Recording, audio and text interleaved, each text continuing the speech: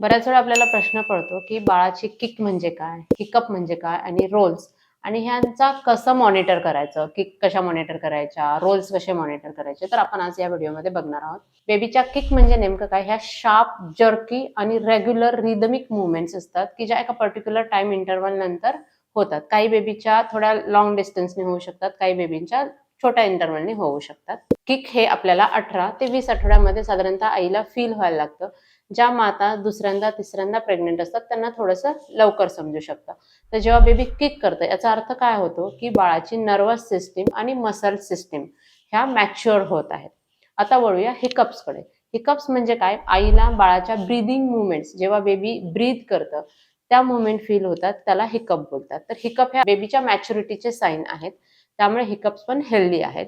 Hiccup काय indicate करतं? तर बेबीचं ब्रेन स्टेम म्हणजे छोटा मेंदू मॅच्युअर होत आहे आणि त्यामुळे बेबी ब्रीदिंग करायला स्वतःला रेडी करत आहे. आता रोल्स. रोल्स म्हणजे काय? बेबी जेव्हा पूर्ण एक कुशीवरून दुसऱ्या कुशीवर पूर्ण टर्न होतं. तर हे कधी फील होतं? जनरली सेकंड ट्रायमेस्टरमध्ये आपल्याला फील होतं. जेव्हा बाळाच्या अवतीभोवती पाणी असतं, बाळ छोटं असतं आणि बाळ पूर्ण टर्न होऊ शकतं, तेव्हा आपण त्याला रोल्स असं बोलतो.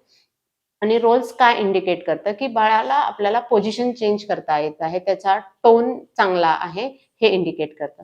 तर जर कन्क्लूड करायचं म्हटलं, तर किक हे बाळाची नर्व्हस सिस्टम आणि मसल ह्यांची मॅच्युरिटी दर्शवतं. हिकअप हे बाळाची ब्रेन स्टेम आणि ब्रीथिंग कॅपॅसिटी इंडिकेट करतं. आणि रोल्स हे बाळाचे पोझिशन आणि टोन इंडिकेट करतं. सो किक, हिकअप आणि रोल्स हे बाळाच्या आपल्याला जनरल ओव्हरऑल डेव्हलपमेंट आणि वेल बिईंगचे साईन आहेत. की जे आई मॉनिटर करू शकतो.